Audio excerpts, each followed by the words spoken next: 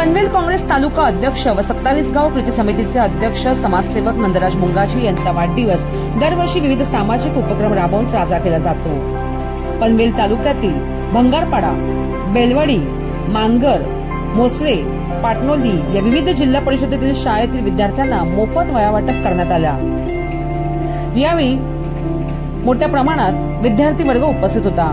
या कार्यक्रमासाठी नंदराज मुंगाजी, सुनील कटेकर, ओळे ग्रामपंचायतीचे सरपंच रुपेश गायकवाड आदी मान्यवर उपस्थित होते।